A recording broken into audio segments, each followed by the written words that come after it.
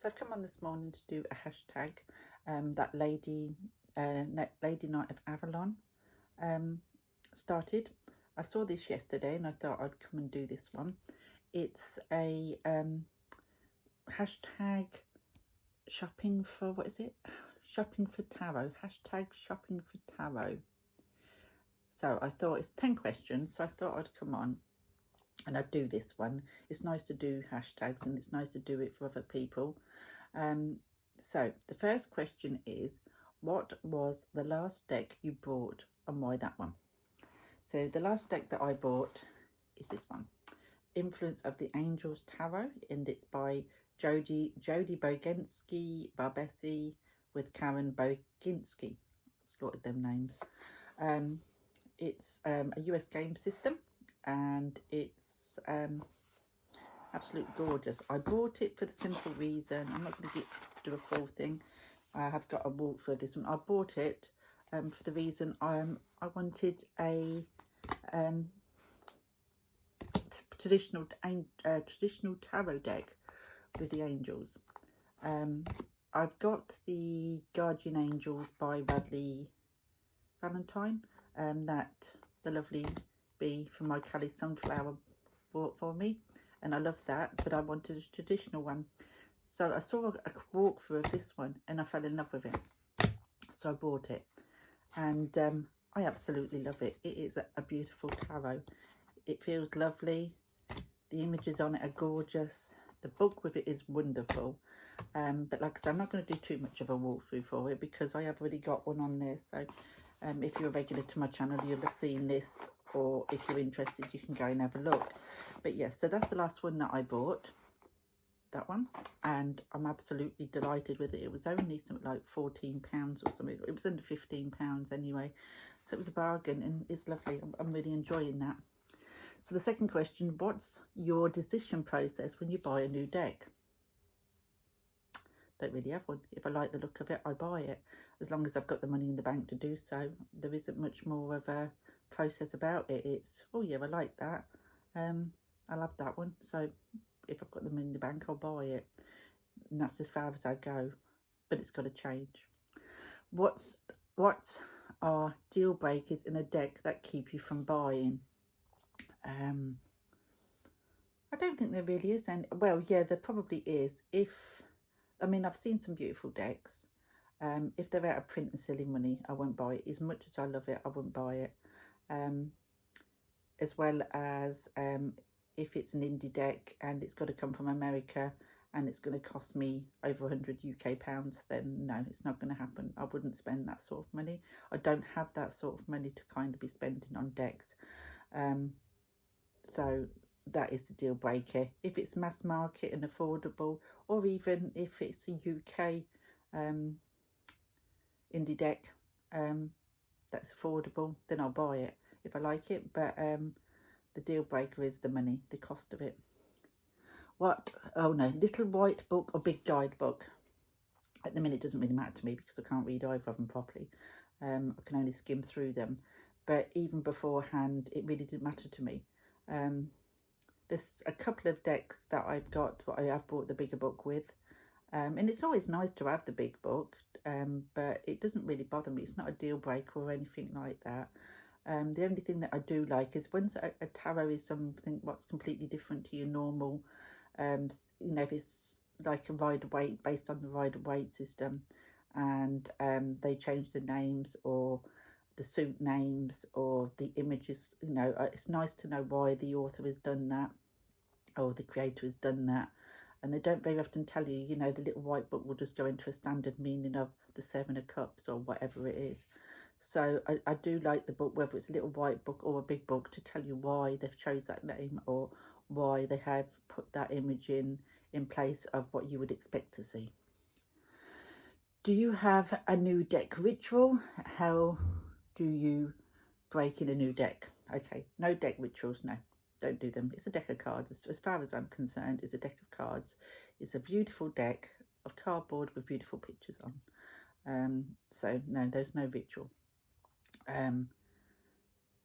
To me, the decks of cards are tools, just like a pendulum, just like dowsing rods, just like any other form of divination that's used, tea bags, whatever.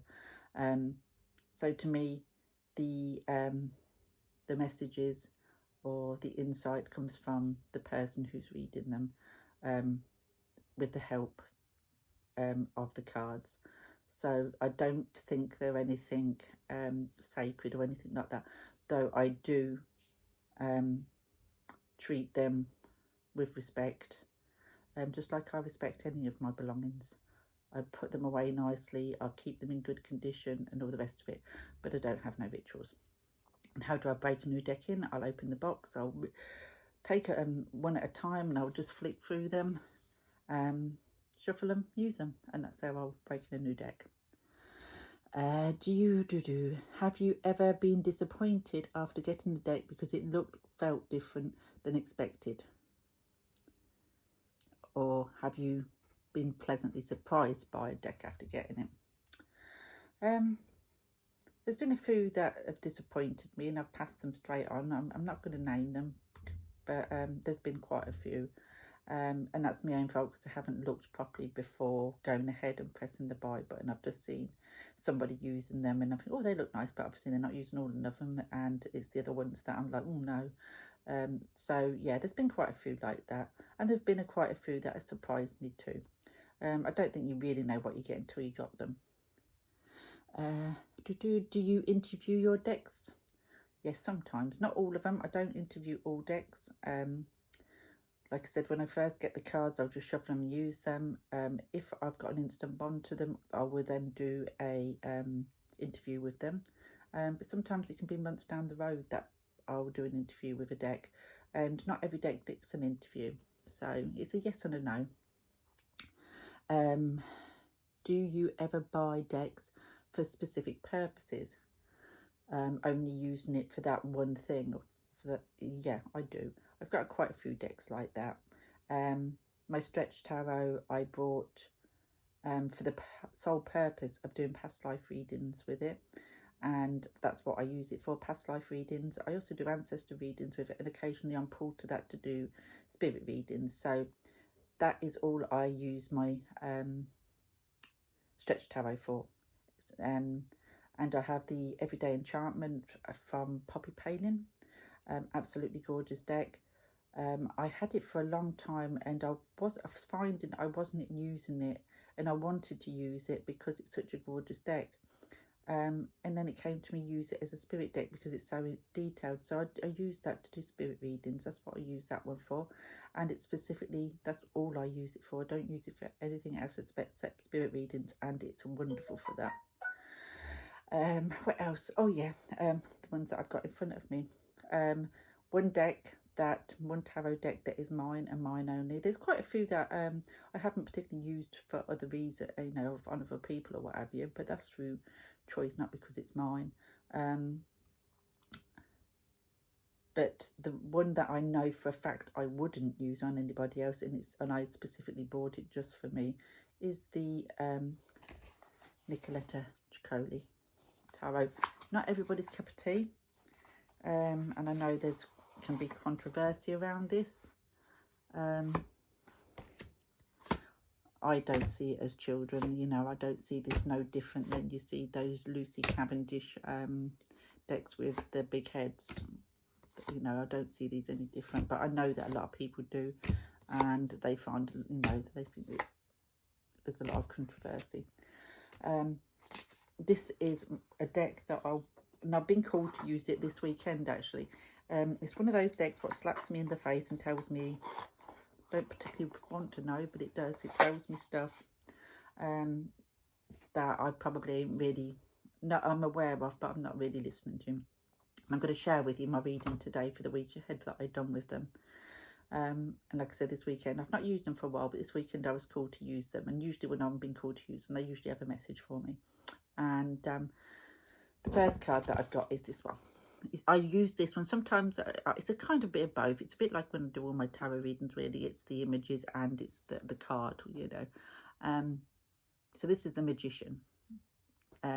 So straight away, it's sort of telling me that this week is a time for me to start using all them tools I have to take me where I want to go, to manifest what it is I want into my life. She's got the mask, but she's taken it off. There's a bird here in the cage. It's time to let that go. It's time to let it go free. It's time to reveal my true self and work out what it is that, you know, I want in my life, and then go for it, manifest it into my life. And this week is going to be the week that I can start doing that, to release the that hidden side of me that I don't show, and be the real me, you know, to let go of whatever needs to be let go of, and to kind of move forward, manifesting what it is I want into my life.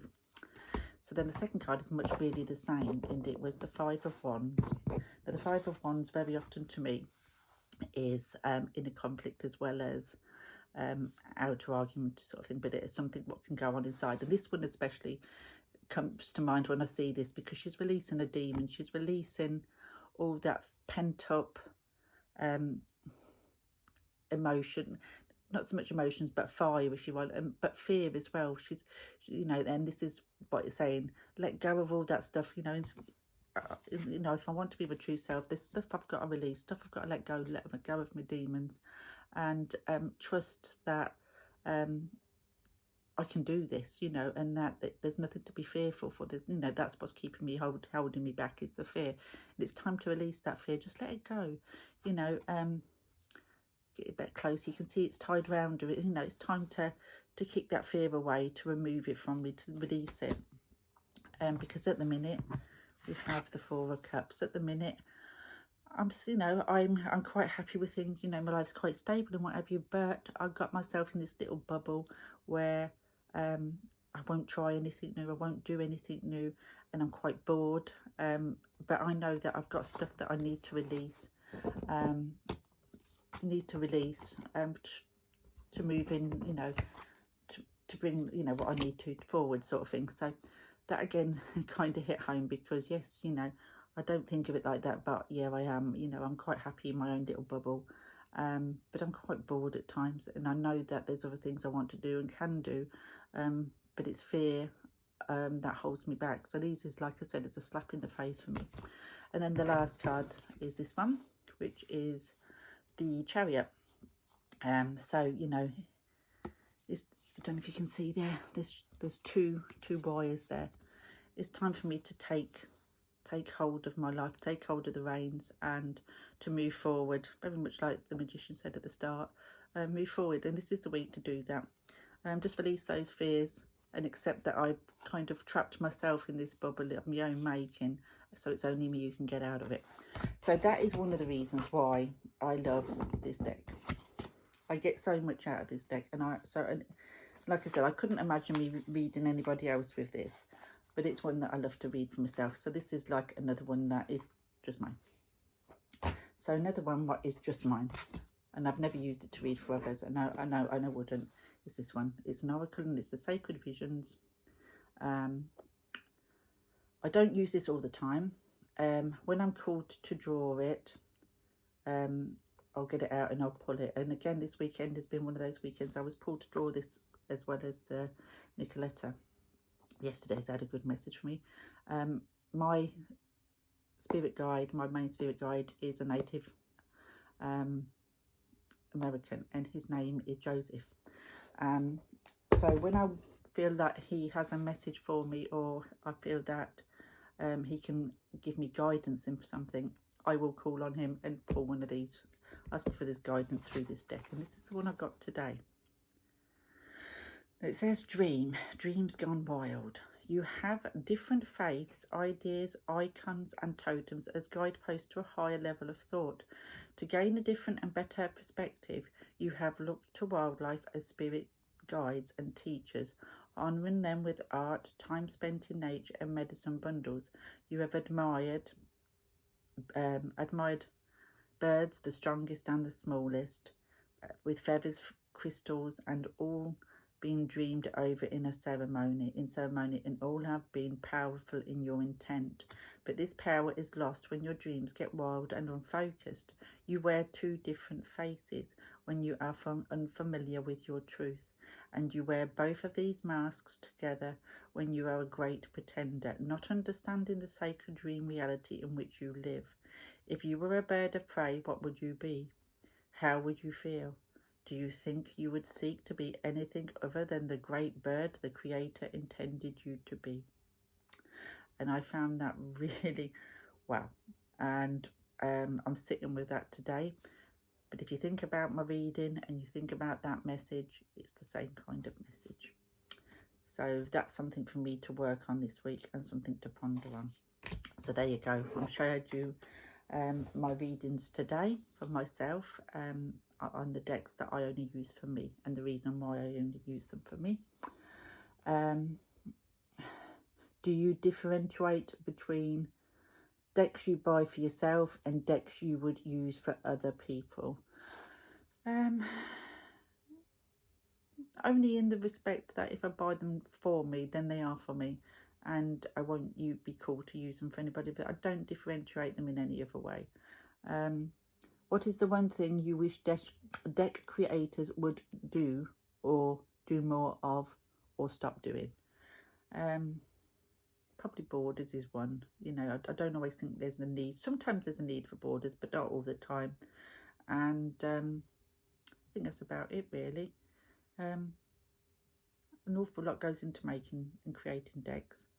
The only thing I wish they would do is, going back to the question, you know, the earlier question, is if they do change it dramatically, that they do actually put in the reasons why they've changed it instead of just giving you the normal meanings.